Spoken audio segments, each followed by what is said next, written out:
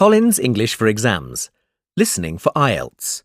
Copyright HarperCollins Publishers 2011. Track 31.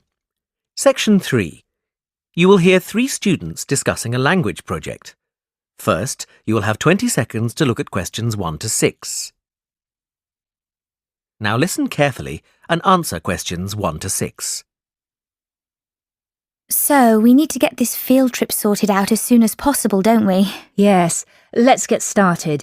James, have you worked out which 2 countries we should travel to? Well, I thought we could go to the USA and Mexico because that's where the populations of most native languages are concentrated. But then I found out that the 3 languages we're most interested in are more widely spoken in Canada than Mexico, so I think we should go there instead. OK. Anna, weren't you going to think about our research focus? Yes, and I think I found 2 areas that would work well. Firstly, use of the 3 languages, Nardini, Salishan and Algic among the younger generation, people up to the age of 25. I found out that although there are many older speakers of Algic, it's used much less by the young. In fact, young people under the age of 25 use both Nardini and Salishan more than Algic. That's interesting. That means that native language use isn't really being affected by the older generations anymore. So what's the other focus area then, Anna? Well, it would be good to try to find out what affects changes in native language speaker populations. You mean things like family life and the influence of popular culture or tourism? Yes, areas like that, but not tourism or culture because they're too general. I think we should look at whether family has an impact in terms of passing on native language use, and possibly the effects of government language policy too. Government figures can be deceptive, but they're still worth looking at. Maybe we should also focus on something like job creation and work statistics and the number of people who leave the USA to live in another country instead. Yes. I think emigration would be as useful as language policy. OK then, let's focus on those 3 as well as what happens in families. Before you hear the rest of the conversation, you have 20 seconds to look at questions 7 to 10. Track 32. Now listen and answer questions 7 to 10. Well, shall we look at our route now? Most of the speakers we're looking for are in California, so we could start there. We can spend 2 weeks travelling around and meeting people to get some background information and then start collecting data. What do you think about beginning in the southwest corner of the state and visiting the Borona Reservation? That's a good idea. We'll be able to get some interviews with native language speakers there, and then we could go to the Eastern Mountains to visit the local education authority of North County. They've got a native language project for school children. Why there? Wouldn't it be better to go to the education department in San Diego? It's bigger. But they focus more on Spanish and English bilingualism and less on native languages. In that case, the North County Education Authority will be more valuable, so let's do that. After that, we could head southeast to the town of Bishop. There's a company there called Cotec, which employs only bilingual speakers. I've emailed the managing director, who's happy to give us an interview. Oh, that's great work, James. It sounds like something we should definitely do. Right. Well, I'll email her to confirm. Also, we should go to Sun City. It's this bilingual town in the south-central area of the region. They have a policy whereby all signs in the town must be in the local language as well as English. We can take photos of these signs. They'll make good visuals for our report. But won't that be intrusive for the people who live there? No, they're used to it. The village is used as a model for other communities who'd like to do the same thing. In that case, let's add it to the itinerary. Track 33. Practice exam. You will hear a number of different recordings and will have to answer questions on what you hear. There will be time for you to read the questions and instructions, and you will have a chance to check your answers. All the recordings will be played once only. The test is in 4 sections. At the end of the test, you will be given 10 minutes to transfer your answers to an answer sheet.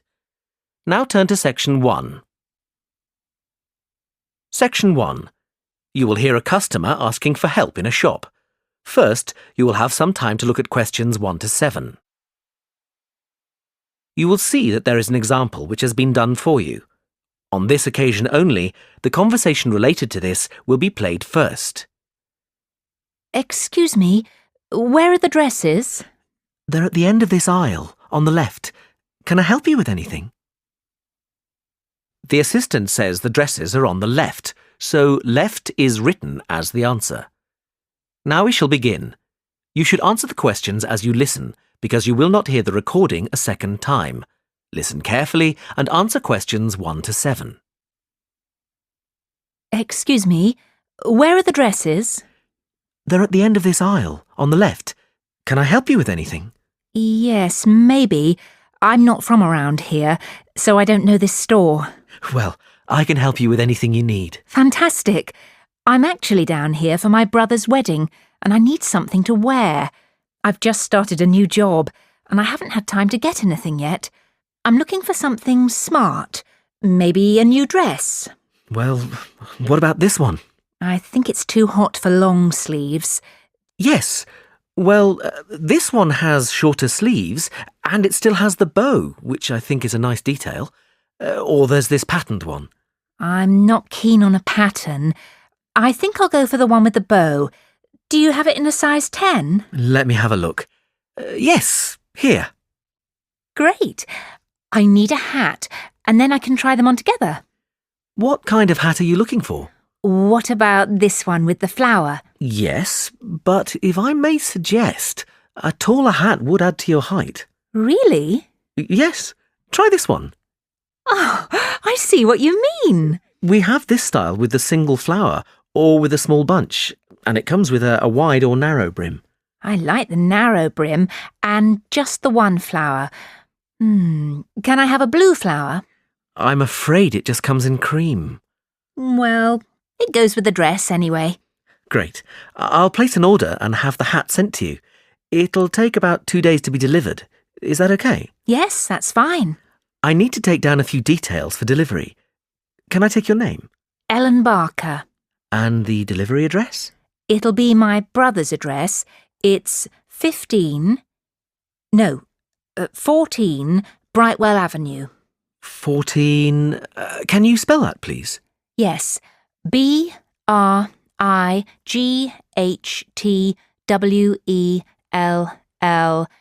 Avenue, Staybridge, Kent, DA4 7DF.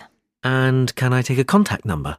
Yes, my mobile is 03221 777 03221 775. No, it's a 4 at the end. Oh, sorry, I've got it now. We can deliver on May the 12th. We can't specify an exact time, just morning or afternoon. Any time in the early morning is fine. And how would you like to pay? Visa. Great. That comes to £32.25. OK, thanks. Before you hear the rest of the conversation, you have some time to look at questions 8 to 10. Track 34. Now listen and answer questions 8 to 10. I'm just going to try this dress on and then look for shoes. Where are the changing rooms? They're to the left of the store, right next to customer services. And I want some shoes and accessories too. Where can I find them? The accessories are in the women's wear department. The shoe department is right at the front of the store, between menswear and home furnishings. Oh, no, sorry. We've just moved the shoe department for the summer season. It's now very near the changing rooms, actually, straight in front of them. Thanks so much for your help. And where can I pay for the other things? The cash desk is at the front of the store, by the menswear. Thanks. That is the end of section 1. You now have half a minute to check your answers. Track 35. Section 2. You will hear a talk by a tour guide. First, you will have some time to look at questions 11 to 17. Now listen carefully and answer questions 11 to 17. Welcome to San Fernando City Tours. I'm Mark, your tour guide. We have a lot to see in 3 hours, so make sure you're comfortable. We'll be traveling into the historical district first, and then into the town center. After that, it's out to the harbor, and we'll finish up at the lighthouse, just past the harbor. That will take us up to midday, and after that, you're free to do what you want. At the lighthouse, you'll have a chance to visit the tea room and take photographs of the magnificent coastline. Now, as we have only 3 hours, we won't be able to take you around the shopping district, but we think you'd prefer to look around the shops there in your own time anyway. San Fernando has some well-known tourist attractions, the lighthouse, for example, and the National Library. However, the little-known military museum is not to be missed. Be sure to visit before you leave. Now, there's a lot to do in San Fernando. Indeed, there really is something for everyone. For those who love the water, I can recommend a trip on the Seafarer, one of the most famous boats on the San Fernando River. It does an evening trip with a 3-course meal included. It's great fun for everyone, but especially for young people in their teens or 20s. After 9, there's a disco on the boat, and it gets really lively. Then there's a climbing wall near the town center. It's incredibly popular, with a large wall for expert climbers and a smaller wall for novices. There's a junior wall and a creche, so it's a great day out for those of you with kids. And if you like walking, there's some great walking tours. The City Sights tour is highly recommended, as is the walking tour by the coast. But that one's only for the fit, not really suitable for children or the elderly. For more mature people, or those less able to get around, I would suggest a tour around the vineyards. It can be done in the luxury of a coach, and it's a wonderful way to explore the region's wines. Before you hear the rest of the talk, you have some time to look at questions 18 to 20. Track 36. Now listen and answer questions 18 to 20. Naturally, there's a charge for all these attractions, but you can get 15% off if you have an Explorer pass. If you don't have a pass but would like one, the driver here has application forms. Just ask him for one and fill it out while on the tour. Then you hand it into the tour office. Normally, it costs $10, but this year it's just $7. When you hand it in, you'll get your picture taken for the card on the spot, and then your card is ready to use. Remember to show it whenever you pay for anything. The discounts apply not just to tourist attractions, but some bars and restaurants. Basically, everywhere you see a red Explorer symbol. We're coming up to the historical district now. If you'd like to look at... That is the end of section 2. You now have half a minute to check your answers. Track 37. Section 3. You will hear 2 students and their tutor discussing a wildlife presentation. First, you will have some time to look at questions 21 to 26. Now listen carefully and answer questions 21 to 26. Hi, Katie. Hi, Ian. Come on in. Hi, Professor Gordon. We wanted to talk to you about our wildlife presentation next week. Have you decided how to organise it? Yes, Professor. At first, we were going to focus on the cat family, but then we decided to talk about nocturnal animals instead. Yes, good idea. And how is your planning going? It's going well. We think we have enough material for 20 minutes. The advantage is that there are so many visual aids we can use. We've found lots on the internet which we think will be really interesting for people. The problem is that this topic has been hard to narrow down. If anything, we've got too much information for just 20 minutes. How do you think we could narrow it down further?